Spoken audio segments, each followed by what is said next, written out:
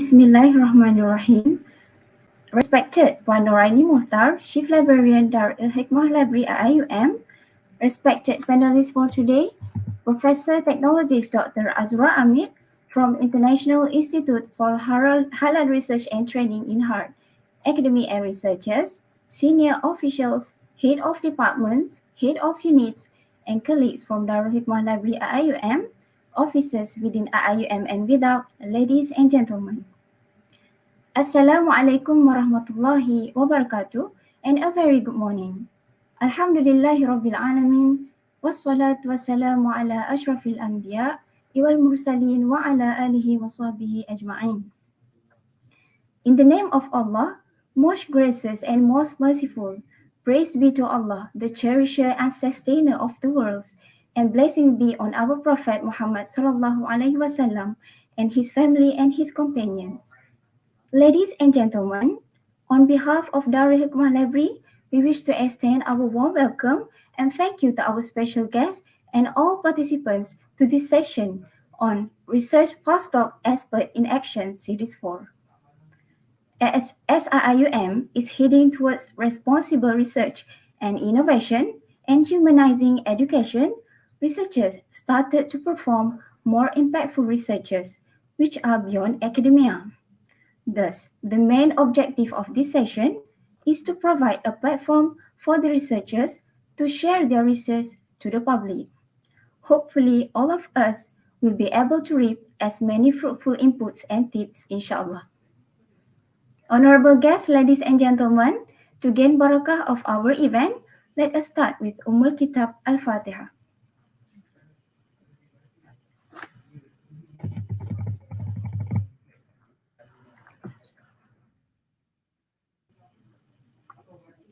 Amin ya Rabbal Alamin.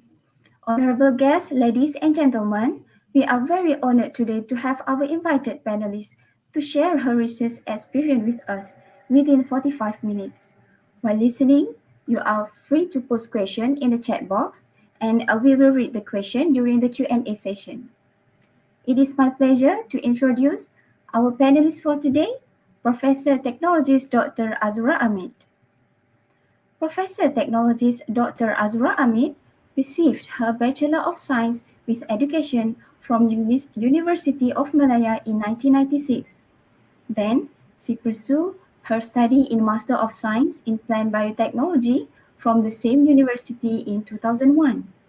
In year 2004, she obtained her PhD in Plant Molecular Biology from University of London, United Kingdom.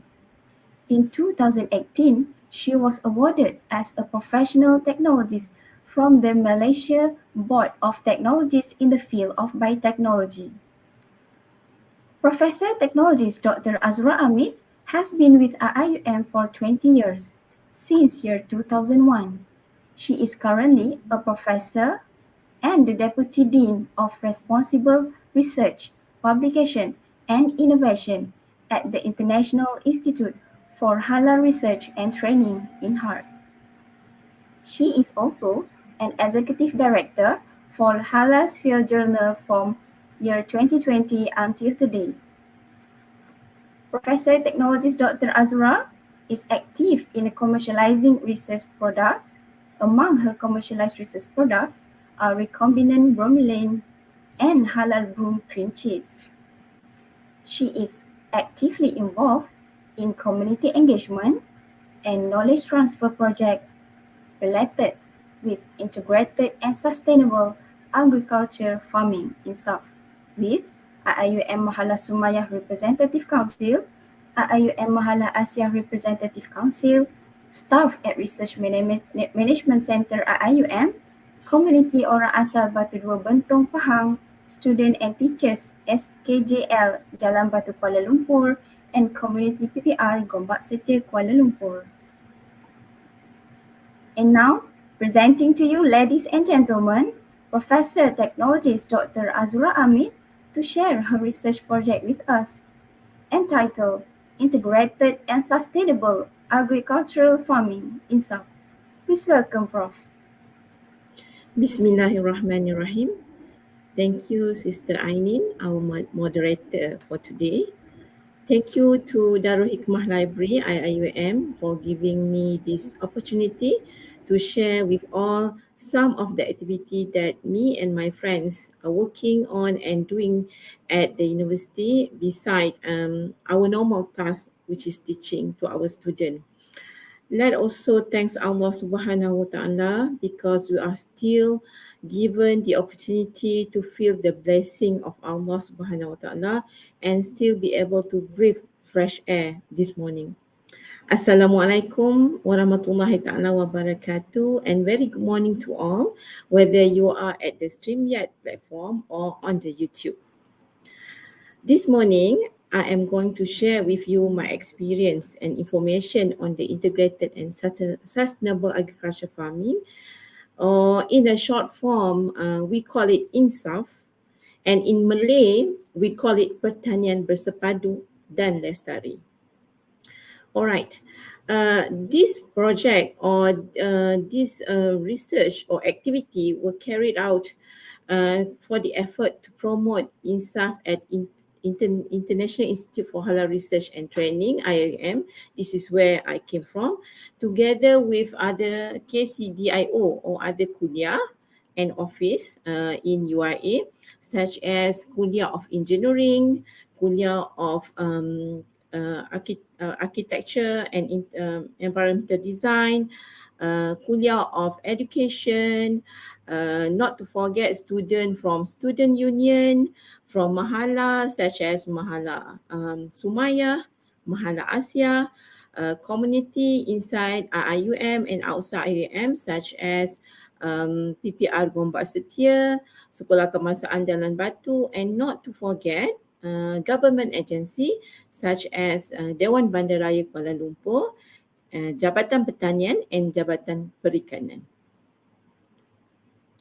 Okay, before we move on, let us see what is the problem we are facing now. As Khalifah on the earth, what are we facing now? And let us focus on Malaysia. In 2019, okay, Malaysia was reported at number 28 under the Global Food Security Index, where our neighbor, which is Singapore, at number 1. Means that if anything happened to Malaysia, we are going to face problem to get our own food for our survival. Okay. Beside that, we are at number 317 in the list of carbon dioxide emitted based on food intake. Means what? Carbon dioxide emitted based on food intake means that how far is your food produced from you, from your location, where the longer the distance between your food origin and yourself, then there is more carbon dioxide is released to the air due to the transportation which burn fossil fuel and release carbon dioxide. And the more carbon dioxide in the air means the warmer you will get. Okay, the global will become warmer. So that's why it's good to have your food near to yourself. Okay, we also list under number 185 for the quality of life index. So means that the quality is not that good. Okay, and we are listed at number 58 under the pollution index. In this case, we are better than Singapore, maybe because we still have plenty of trees, many trees around us. Okay. All right. Another problem is why we want to introduce INSAF, because of the conventional agricultural practice. Okay. So what happened today? Okay. Most big company, they apply conventional agriculture method because for them this is the most cost effective. They will get a lot of profit from these practices.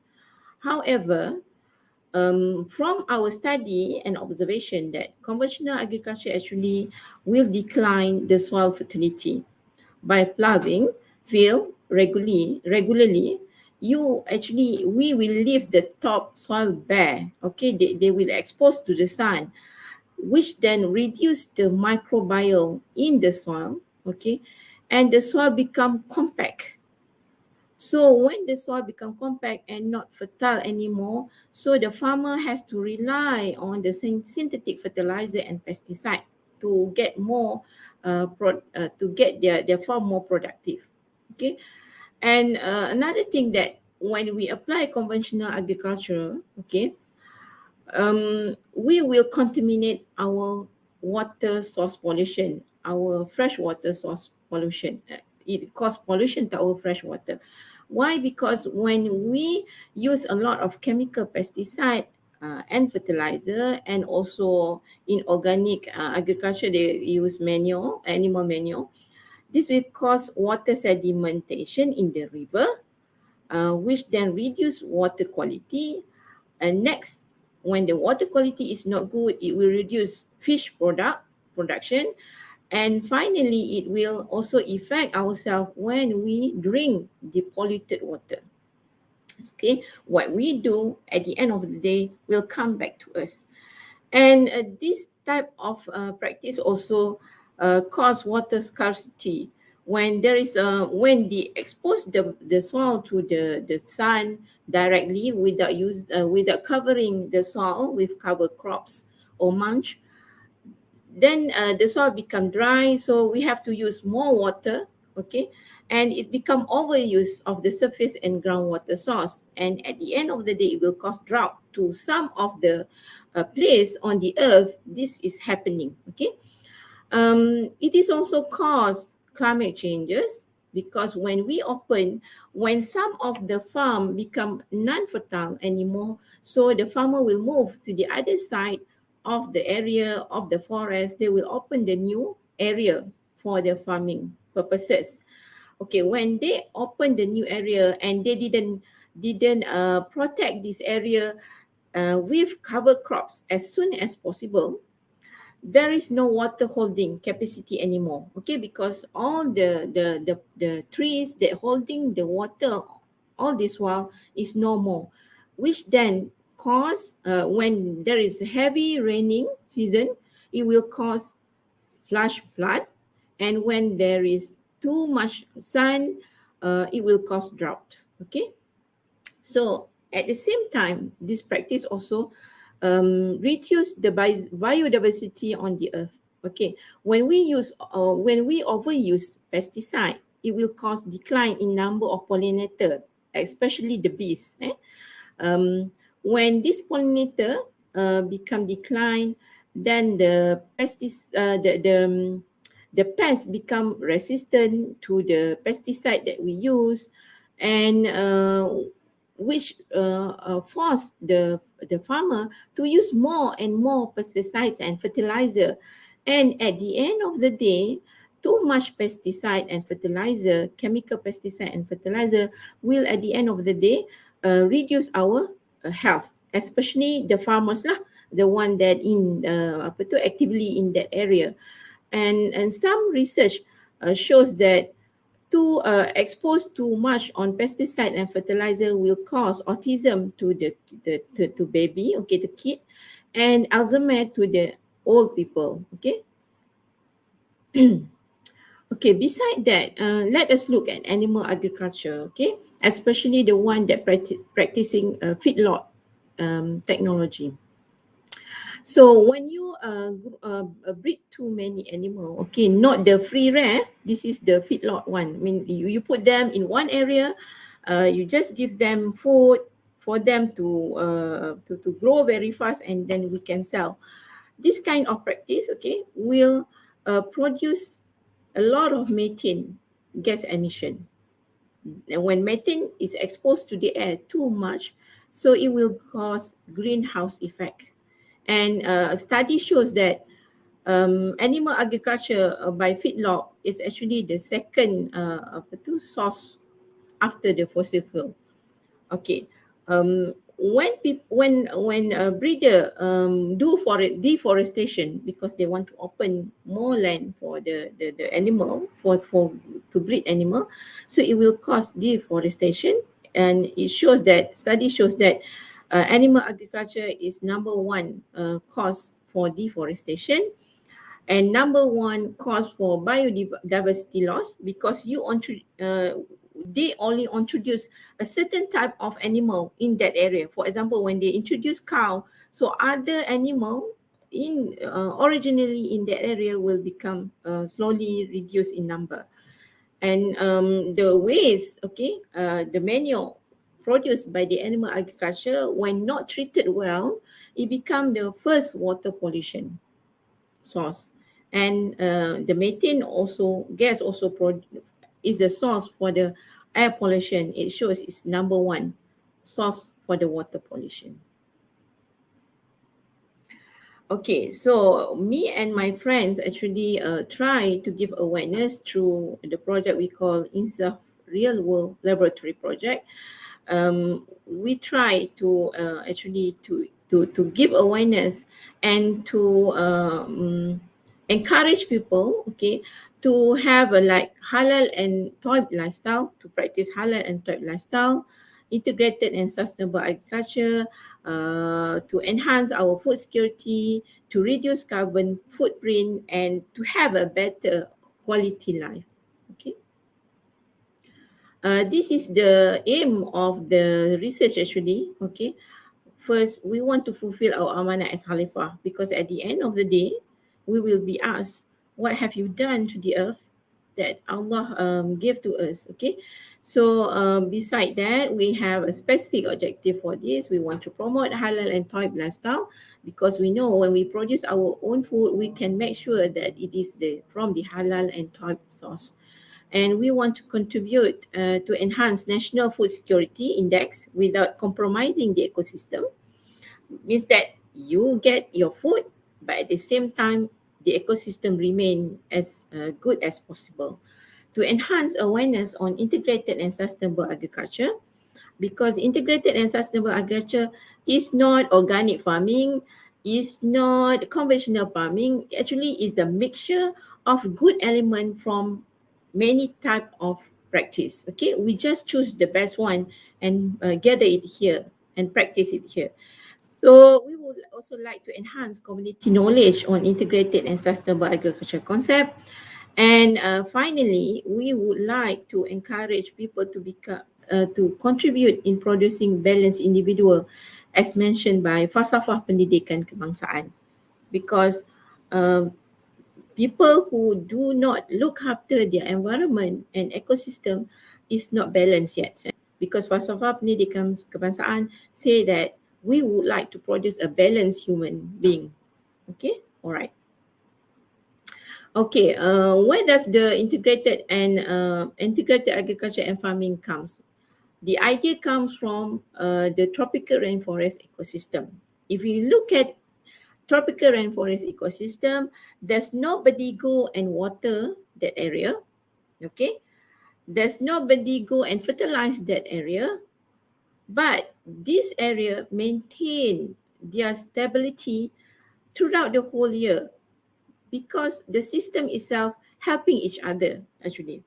Okay, and this concept actually mimic the nature, integrated and sustainable agriculture mimic the nature. We mimic the tropical agriculture, tropical rainforest ecosystem.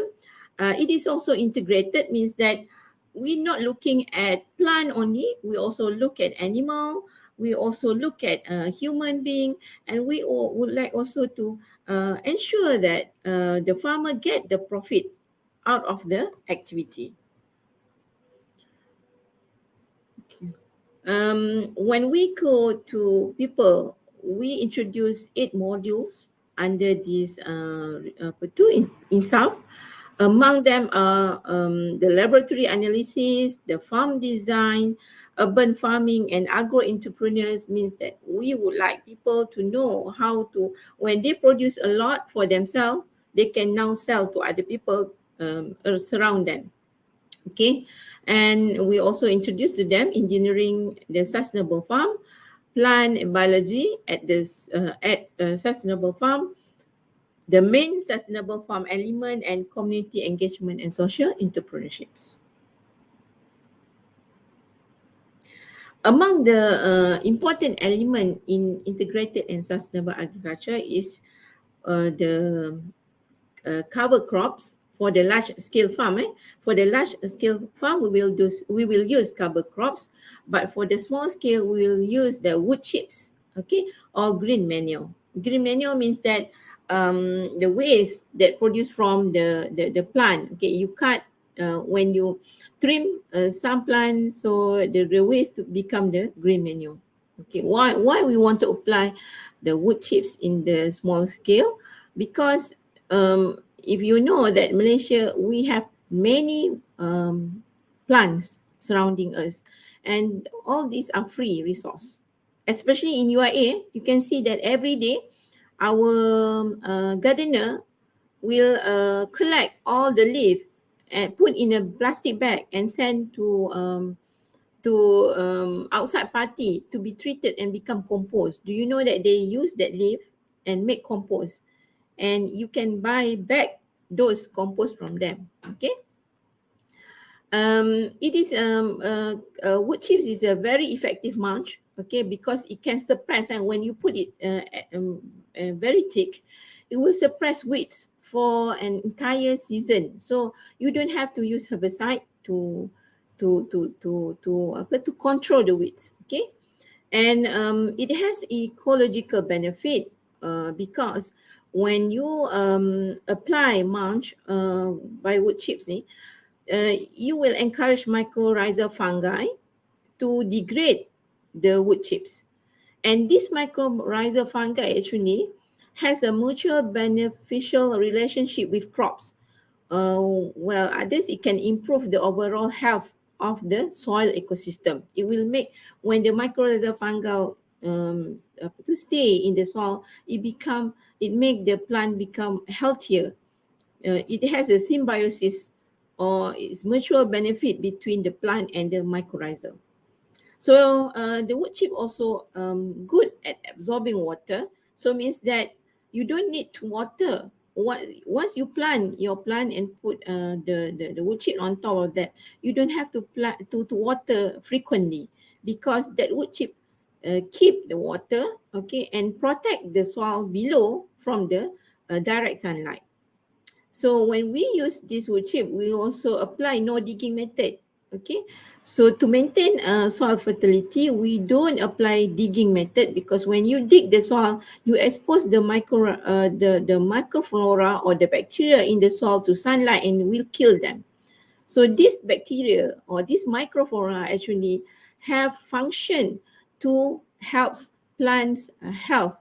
Okay, protect the plant from infection of the soil-borne pathogen.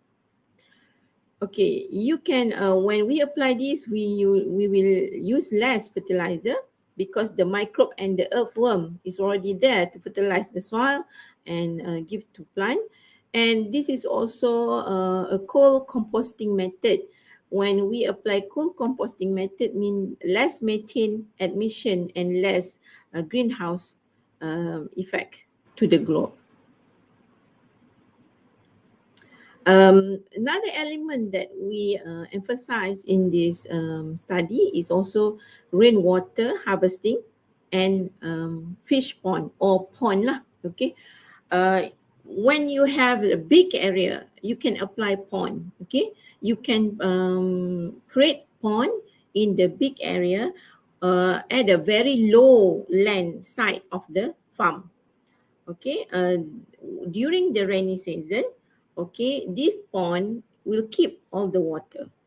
Okay, and then you can use it to water the area, and the water go to the soil and go back to the point. So it's a cycle. Okay, it's a cycle, water cycle, so you don't lose so much. And we also encourage to use rainwater. Okay, because in Malaysia we have rain all the year, so don't waste the water to I mean to the sewage, and then use it wisely to water your garden. Especially this one apply for vegetable garden surrounding our house. And the fish, okay, when you breed fish in the pond, actually the fish will produce nutrient. Okay, the waste from the fish is a nutrient for the plant to grow. So you can use this waste, the water in the pond to fertilize your plant, because there's a lot of nutrient that can be absorbed by the plant produced by the fish. Next. Okay, another element in this InSAF is a solar panel or for energy harvester.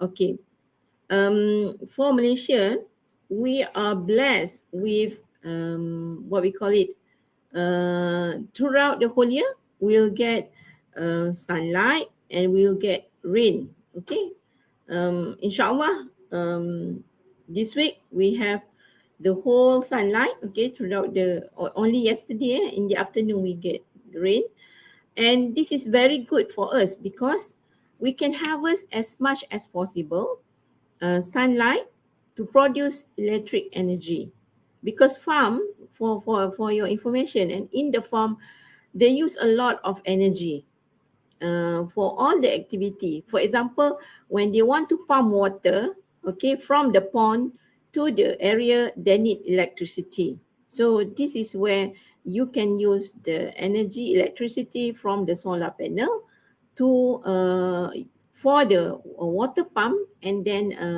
that water can be can you can supply water throughout the whole farm for free energy. Okay, at the same time, okay, Malaysia, we have very heavy, sometimes a heavy rain. Okay, this heavy rain actually we clean the solar panel. You know, one of the problem when we use solar panel is that the surface of the solar panel to become dirty. When it become dirty, less energy will be absorbed. So, but for Malaysia, we are blessed with that. We have heavy rain. That heavy rain will wash the surface of the solar panel.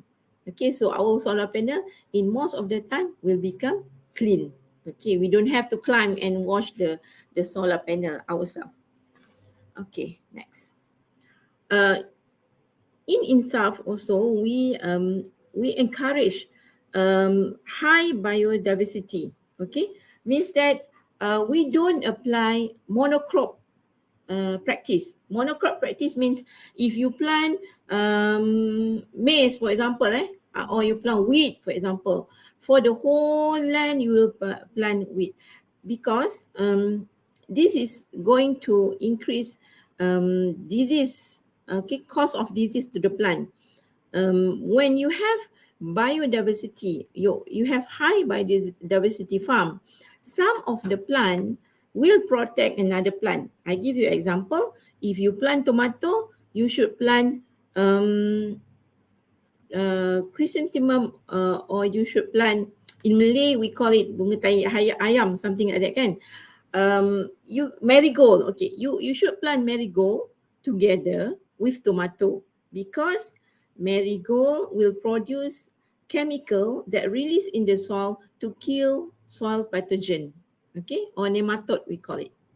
Okay. And one more thing, when you do rotation, for example, for this season, you plant maize, the other season you plant peanut. Okay. That peanut actually will gather all the nitrogen from the environment and keep into the soil. So then when you plant the maize will use back the nitrogen that already in the soil for their growth, and they become healthier. Okay, so beside that, not only plant animal, you must also look after the plant microbe interaction. As I told you just now, that microbe, some of the microbe will will have the symbiosis with the plant, and they will exchange. The plant will release carbohydrate for the bacteria food, okay, and the bacteria will help plant to absorb nutrient easier from the soil. And of course, bees or pollinators, okay, which is insect in the element of our farm, is also important, because when you have vegetable, for example, that you plant vegetable that should bear fruit, for example, like tomato, cucumber. If you doesn't have pollinator, you may not get any fruits from your farm. All right. Okay. Another important element is the plant design and composition. Why you need this? Because if you didn't arrange your garden or your farm well, so the farm, some of the plant may not get enough sunlight and nutrient, and sometimes the nice arrangement which actually have a soothing element, and it is also the psychotherapy for mental illness.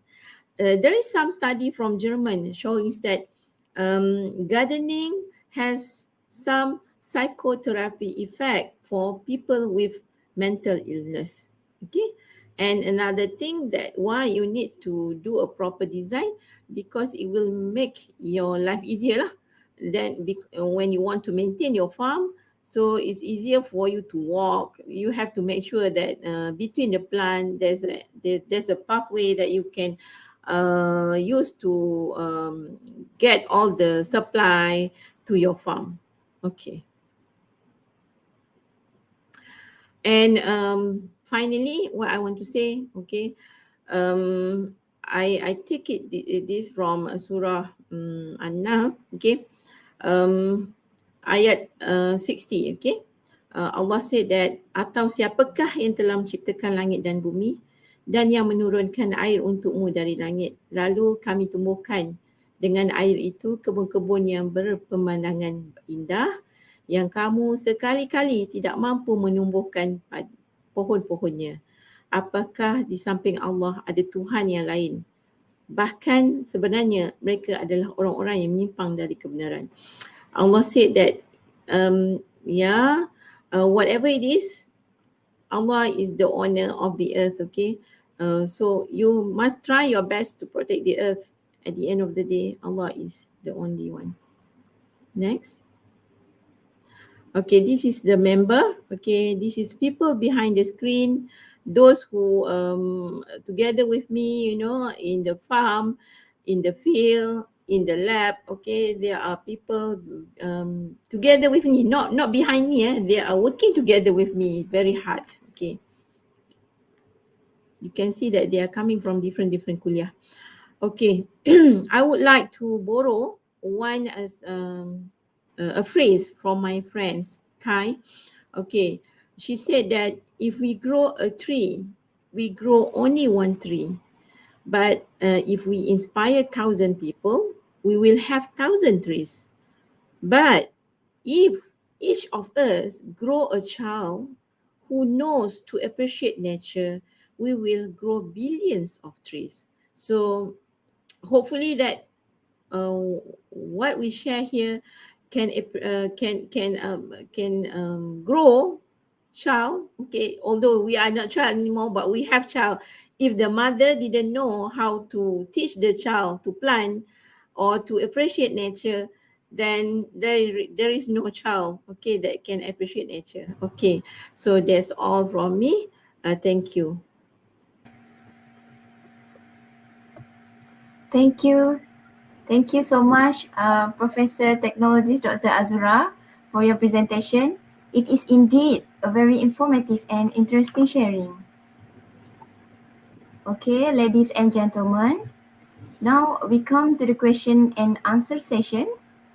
You can write your question at the chat box, and I will pass to the respected panelists to answer your question.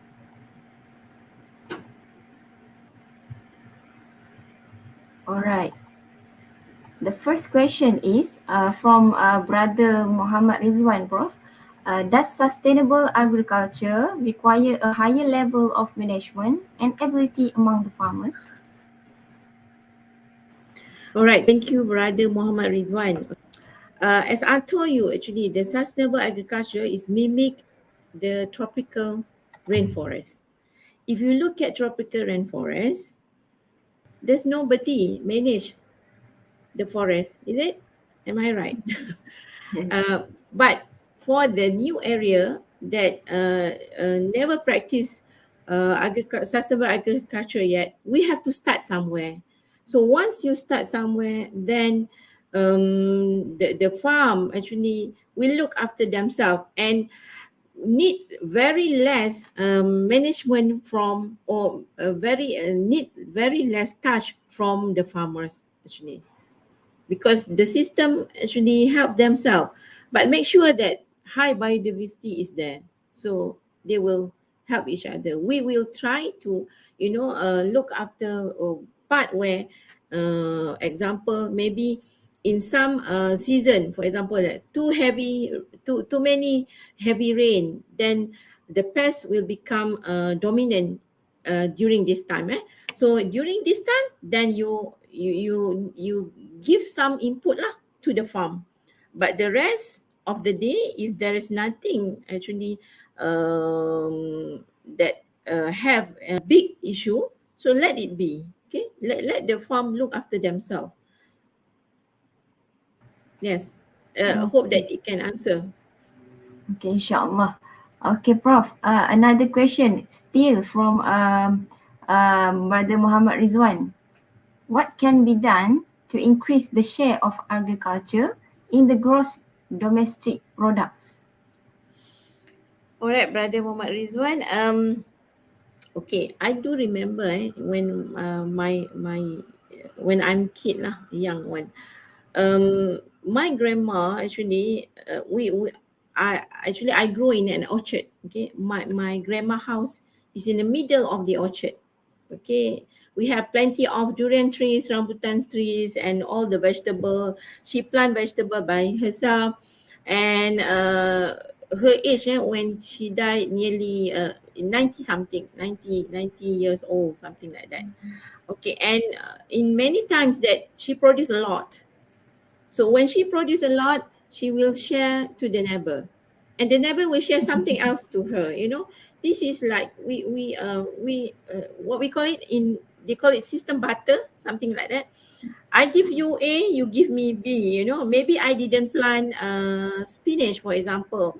I plant what, cabbage. So I don't have to plant spinach because my neighbor plants spinach.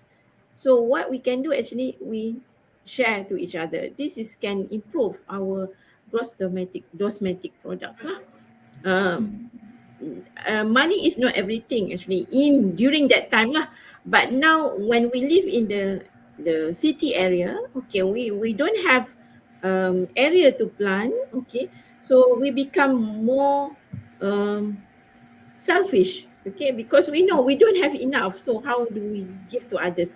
But actually when you apply sustainable agriculture, when you can grow your own food in the apa, what we call it, in the pot, or you can use aquaphonic system. Okay, means that you grow your fish, you breed your fish in the container, and then the water from the fish go back to the plant, so you can get your fish and vegetable at the same time. Then you, if you have more, then you can share to your neighbor.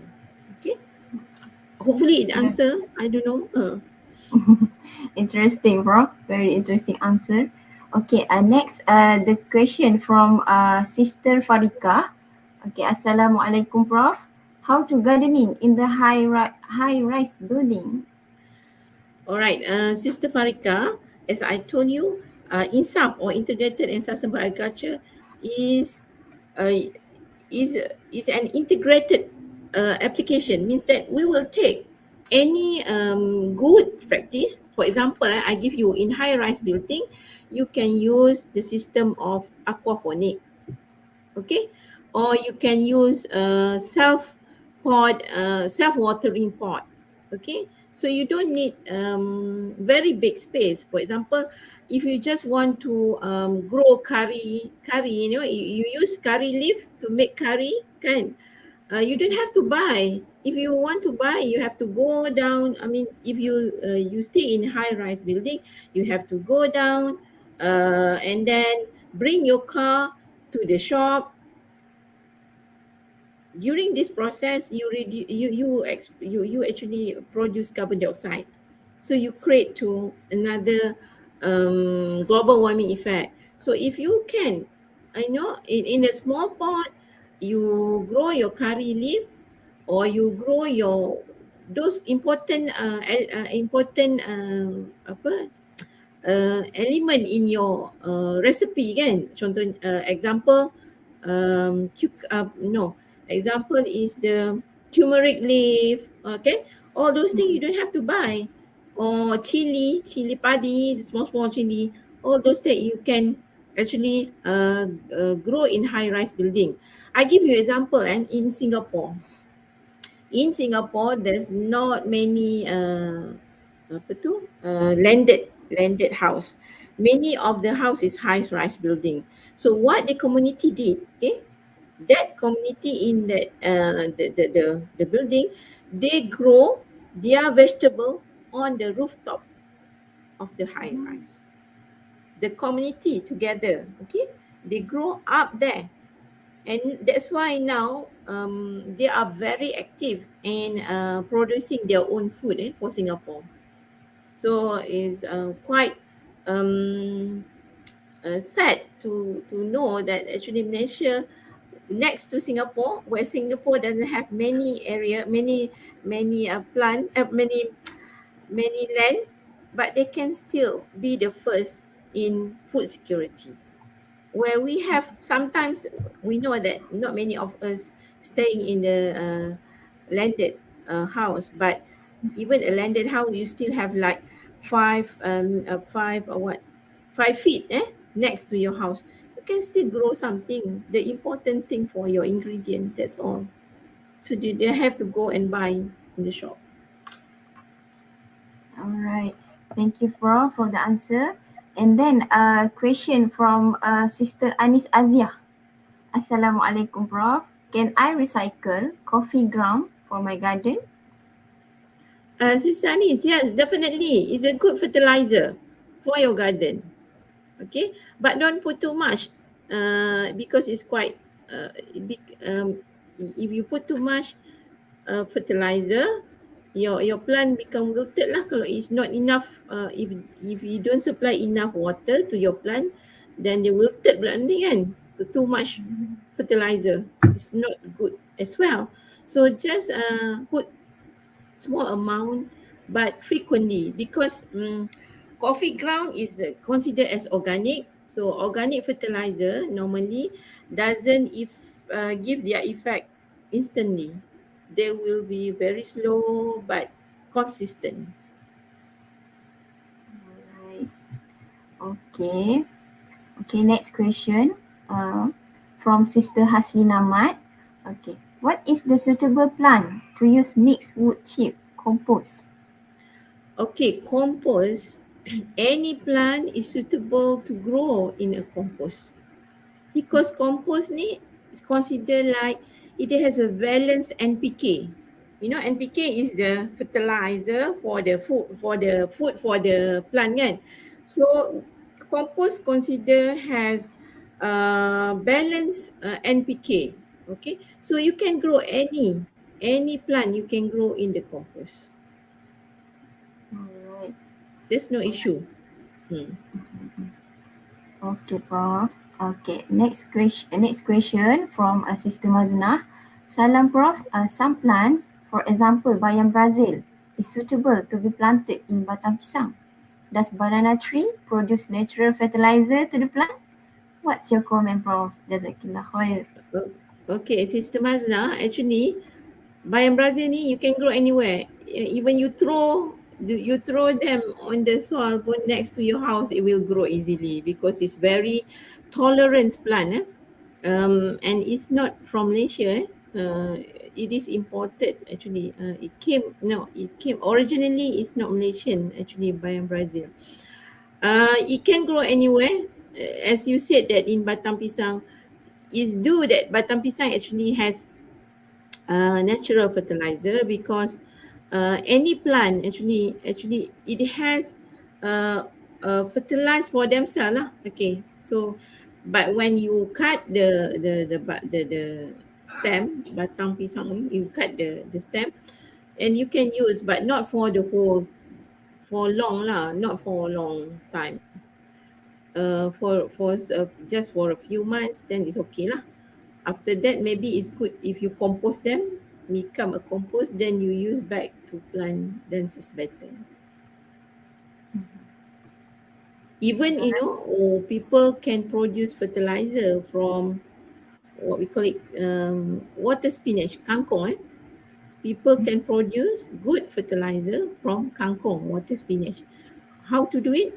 You just cut kangkong leaf ni, okay, water spinach to small pieces. You mix with brown sugar and fermentate them for 1 week.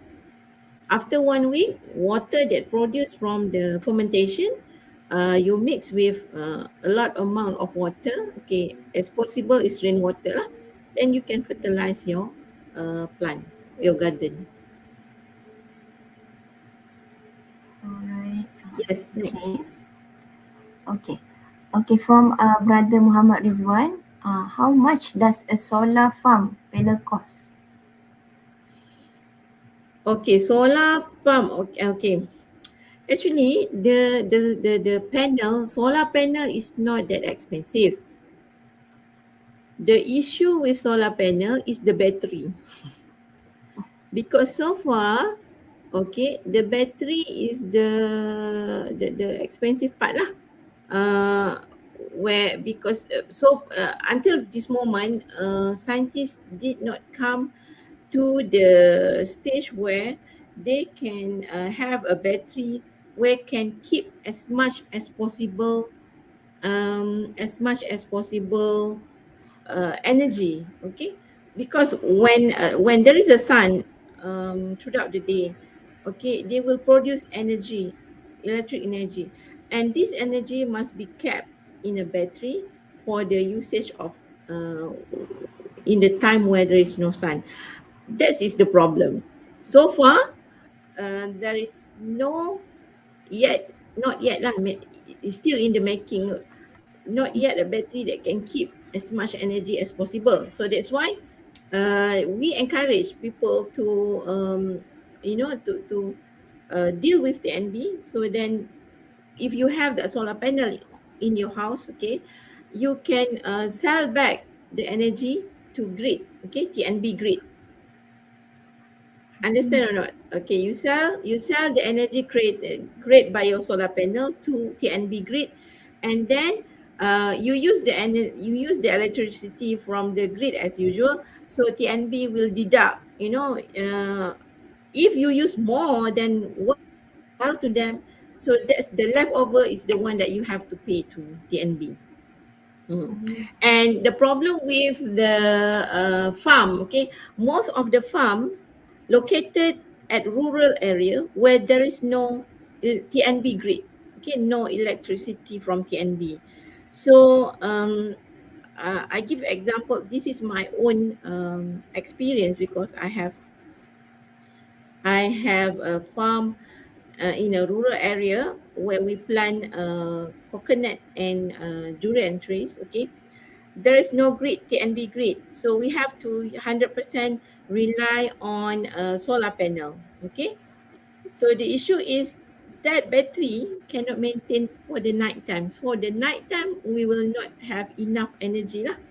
But for the daytime, if you want to use the water, you want to use that electricity to pump for your water pump, then use during the daytime. Then there's no issue. Okay. Not much lah. You can get like the bed. The money we bought for the farm around around 7,000. The whole set, uh, together with the service for apa tu, for pipe, for electric wiring and so on, it costs around 7,500 for the whole set, and it generate 1,000 watt, so we can use during the daytime lah. I can cook, I can use rice cooker, I can use fan, but no air condition and fridge lah. Okay, but the apa orang kata, the other activity, then you can use that kind of system. Alright. Alright. Okay, Prof. And Okay, remember, next. that solar panel tu only once tau. If you pay 7,500, it's only once for the whole life. So it's Oh, okay yeah. lah kan? Not that Oh, bad. yes. It's very space saving. Not space saving. Energy saving, Prof. Alright. Okay, next question. From a sister Anis Azia. Can farmer use rice husk for their plant? To what? For the Can plant. rice husk for their plant. Rice husk, okay. You can use rice husk to mix with the soil. Okay, some plant, okay, for example, like I give you example, okay, example is roses, roses, they doesn't like water clogging, means that they doesn't like too much water in the soil. So what you can do, if you grow roses, you can add rice husk in the soil. So then there's in I mean the soil become it will not hold too much water in the soil, so it's good for the roses, the roots of the rose. It depends now which type of plant that you want to plant actually. But normally we will use rice husk for the roses, and certain plant that doesn't like, example like onion. Okay, onion doesn't like too much water, so we use with this rice husk. Okay, thank you, Prof. Okay, another question. Prof, some people green eggshell for their in-house plant. Does kulit telur produce fertilizer as well? Yes, actually kulit telur is a good fertilizer. Because it has calcium. Okay, so it will give like it will strengthen the cell of the plant. When the cell of the plant strength, um uh, less, I mean, they can deal with pests better lah. Sebab dia the cell tu, the stem of the plant tu become harder. Okay, because of the calcium. Beside that, the calcium also is needed in the as the nutrient lah for the plant. But you have to grind to small, make it powder lah, is better for the plant to absorb easier. Alright. Okay, Prof. Next question. Waste cooking oil is good for vegetable crops as a fertilizer? Thank you, Prof. Okay, I never try this. I never try with cooking oil, because when there is too much oil to the plant and there is sunlight, it will burn the crops.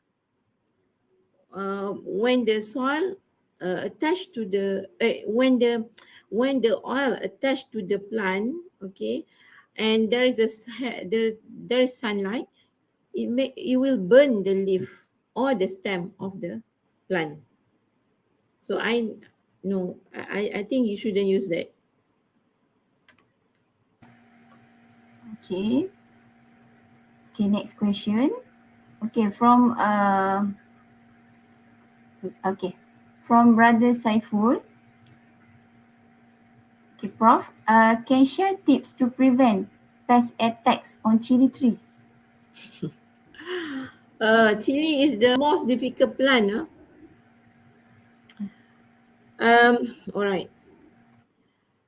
Okay, first of all, if you want to plant chili, make sure you plant to at the area where there's a lot of sunlight. Okay, why? Because in Malaysia we have heavy rain. We have so much rain. When there is so much rain, sometimes the water apa tu which attached to the leaf, okay, didn't dry out easily. Okay, when the water is there, the pest will come and attach easily to your chili trees. Okay, because like lembab kan, humid, so humid, so they will love it. So if you want to plant chili, plant at very sunny place. Okay, and as possible to apply chitosan at the very early stage, even during the germination. Chitosan, because chitosan will boost the immune system of the plant. Like for example, we take vaccine, right, to boost up our immune system. For plant, chitosan from a research is sure that chitosan will boost up the immune system of the plant. So if you plant chili, during germination, you should soak the seed with chitosan liquid first before you germinate them. As early as possible lah. But it's very difficult. Chili is a very difficult plant to manage. Or what you can do, you plant chili api lah. Then that one naturally they are very resistant to pest attack. Okay, hopes it's answer, Brother Saiful. Okay, next question. Where can I get InSAF book from? Okay, InSAF book you can get for free, because this one we plan, and it is free actually. You can visit InSAF website. Okay, from there is a link for the book. It is handled by CPD, Center for Professional Development. When you fill in that form, CPD will receive and they will give directly to you. They will send directly to you. It is an e-book, okay? So you need to fill in the form first, then they will send it to you. Go to InSAF website. Okay, okay, Prof. Next question. From Sister Nur Zahra. Prof, don't need to mix other soil with wood chips, or we can use 100% wood chips for our plant. Okay, wood chips normally we will put on top of the soil. It's a mulch. We use it as a mulch, okay, to what we call it, to prevent the soil from become dry out. We don't plant our plant in wood chips, but we plant the plant in the compost produced from wood chip. Understand or not? That's two different things, compost and wood chip. Originally, the wood chip, if you leave it for a longer time, it will become compost. That compost you use to plant vegetable and so on. But the wood chips, when it's not it's not composted yet, you put on top of the soil, and they will gradually become compost slowly lah. Slowly they become compost, but not plant inside the wood chips. Okay, wood chip will be on the top of the soil. Alright. Okay, Prof. Okay, next question. Okay, from Sister Tiha. Assalamualaikum. What about planting any microgreen plastic? Any suggestion and tips how to start, Prof? What do you mean by microgreen plastic? Microgreen plant. Okay, it's a microgreen plant. Okay, all right. Microgreen plant, yeah, it's very easy. What you need is just a source of light. You can plant in your house. If you have like small room, okay, you can put rack. Okay, you can buy rack. Okay, C-panel rack, whatever, and then you just need a source of light. Okay, LED light is also enough. Then you buy, the food container, the plastic food container. But I'm not advising that lah, because If you use plastic food container, then you will contaminate our ecosystem with too many plastic lah. After that, what you can do, there's a tray, okay? At nursery, they sell the tray for microgreen. So you can buy that tray, put under the light on the shelf, then you can start your microgreen planting. After a week, you can cut them and make a salad, vegetable. I mean microgreen salad. Example of the microgreen that you can plant, like sunflower seed, um, apa, basil seed, okay, all those things lah. Okay. Okay, next question. Okay, if you can see. Okay, from Sister Farika, Prof. How could agricultural development help the rural poor? Um, First, they will have enough food. As definitely kan, when the agriculture develop well in the rural area, they will have enough food for themselves. Okay, but the problem now, when there is no money, now lah in Malaysia kan, if you have no money, you will not have food. But actually, without money, you can have food if you plant it yourself. So this is how actually we have to, like, what we call it, to give awareness to rural people, that actually when they have plenty of land, they don't have a problem with plant actually. Unfortunately, what we can see now, many of the plant is not developed well, it's not used well. What we can see, that a lot of lalang kan, lalang, semak samun, all those things, bushes is not used well to produce food. That's the problem. Okay, Prof. Okay, next question. If we have any question, let's see. Okay, oh, from Sister Hasin Ahmad. Do we need a greenhouse to start a gardening? Greenhouse. No, you don't need. You can plant at the corridor. You don't need a greenhouse. Okay, okay. Next question. Can hydroponic generate income, especially community who lives in high-rise building? Definitely, yes.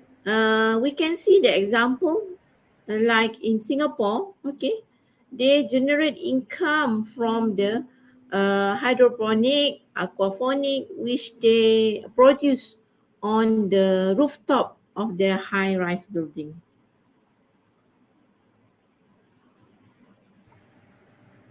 Okay, okay. Okay, let me see if we have any question.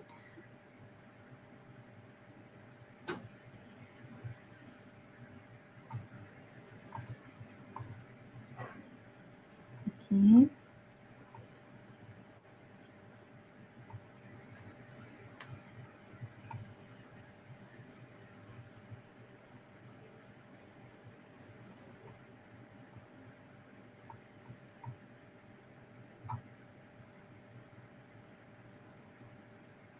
Okay, wait for a while.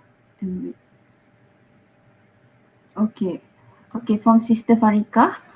What is the main goal of sustainable agriculture? As I told just now, okay, the main goal is to do our amanah lah. Okay, we want to protect the earth, but at the same time we want to produce our food. We want to have food for ourselves, but at the same time we want to make sure that our ecosystem is maintained. So this is the purpose of sustainable agriculture. You have your food, at the same time your children, your grandchildren will have the same food as yours.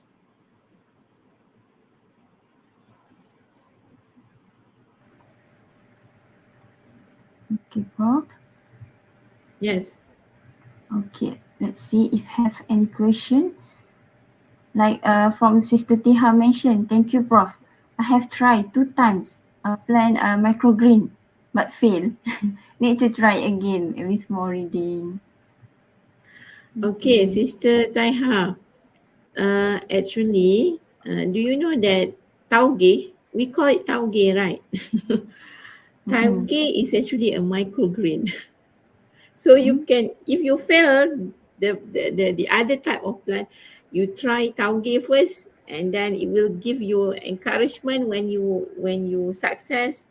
You can move to the next one. Okay, kacang hijau, you use green bean. Okay, is actually tauge is a microgreen actually. Okay, Prof. Okay, hope it's answer, Sister Teha. Okay, Prof, it seems that the participants are very eager, Prof, to know more about the research done by Prof for today. Unfortunately, we have about 15 minutes before we end our session. So, inshallah, thank you to all participants for your support and cooperation in this Q&A session. Ladies and gentlemen, that wraps up our session for today. On behalf of Darul Hikmah Library at IUM, we would like to thank you all for making time in your busy schedules to join us for this Research Fast Talks Expert in Action Series 4. So before we end, do not forget to subscribe to our channel and click the notification bell so that you will not miss out any interesting event contents uploaded here. Once again, we would like to express our heartfelt gratitude to the respected panelists, Professor Technologist Dr. Azura Amin, and participants for your presence. We would also like to apologize for any shortcomings and inconveniences. Okay, hope to meet you again. Wish you all the pleasant day and stay safe wherever you are. Let's end our session with the recitation of Tasbih Kafarah and Surah Al-As.